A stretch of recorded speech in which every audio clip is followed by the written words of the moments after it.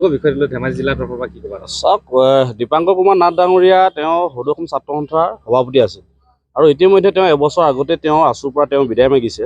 গতিকে দীপাংকৰ নাথ ডাঙৰীয়া ক'ত তেওঁ কোনটো দলত জইন কৰিছে নাই কৰা সেইটো আছুৰ কাৰণে কোনো ডাঙৰ কথা হয় বুলি আমি নাভাবোঁ।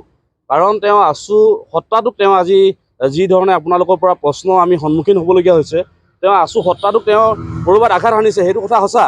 কিন্তু এটা কথা আমি ক'ব বিচাৰিছোঁ, দীপাংকৰ কুমাৰ নাথ ডাঙৰীয়াৰ নেতৃত্বত যি সময়ত সদৌ অসম ছাত্ৰ সন্থাৰ সভাপতি দীপাংকৰ কুমাৰ নাথ ডাঙৰীয়া আছিল, সাধাৰণ সম্পাদক লুৰিণজ্যোতি গগৈ ডাঙৰীয়া আছিল, আৰু তেতিয়াই আমি ধেমাজি জিলা ছাত্ৰ সন্থাৰ অন্তৰ্গত আঞ্চলিক ছাত্ৰ সন্থাৰ পৰ্যায়ত আমি নেতৃত্ব দি আছিলোঁ আৰু তেওঁলোকৰ নেতৃত্বতে আমি কা আন্দোলন কৰিছিলোঁ। গতিকে তেওঁ এতিয়া দীপাংকৰ কুমাৰ নাথ হৈছে অসমৰ একেবাৰে সৰ্বশ্ৰেষ্ঠ বিশ্বাসঘাতকতা বুলি যদি কওঁ, দীপাংকৰ কুমাৰ নাথ ডাঙৰীয়াৰ কথা ক'ব লাগিব। গতিকে তেওঁৰ কাৰণে আমি এনেকুৱা ধৰণৰ প্ৰশ্ন সন্মুখীন হ'বলগীয়া হৈছে। গতিকে জনসাধাৰণে সময়ত তেওঁক উত্তৰ দিব।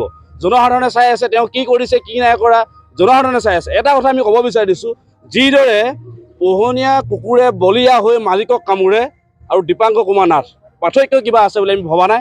গতিকে আমি দীপাংকৰ কুমাৰ নাথৰ বিষয়ে আমি উত্তৰ দিব বিচৰা নাই। এটা আমি কথা বিচাৰিছোঁ যে দীপাংকৰ কুমাৰ নাথে কি কৰিছে কি নাই কৰা, এই কথা জনসাধাৰণে নিশ্চয় তেওঁ সময়ত উত্তৰ দিব।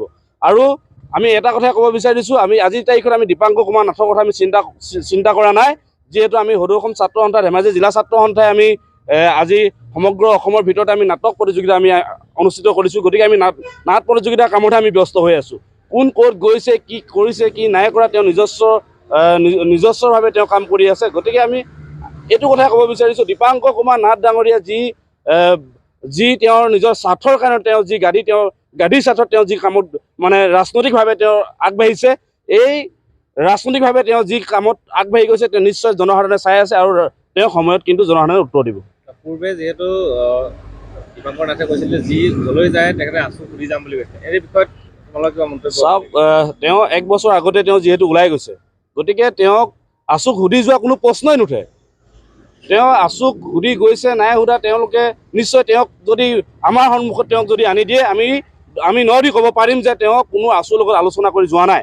গতিকে এটা কথাই কৈছোঁ, সেইকাৰণে আমি বাৰে বাৰে কৈছোঁ যে পোহনীয়া কুকুৰে বলিয়া হৈ মালিকক কামোৰাৰ দৰে আৰু দীপাংকৰ কুমাৰ নাথৰ মাজত পাৰ্থক্য আছে বুলি ভবা নাই। গতিকে তেওঁক আমি যে আজি উত্তৰ দিব লাগে আৰু তেওঁক যে আমি টিআৰপি বঢ়াব লাগে, এই কথা আমি চিন্তা কৰা নাই। গতিকে তেওঁ সময়ত জনসাধাৰণে তেওঁক নিশ্চয় ইয়াৰ প্ৰত্যুত্তৰ দিব।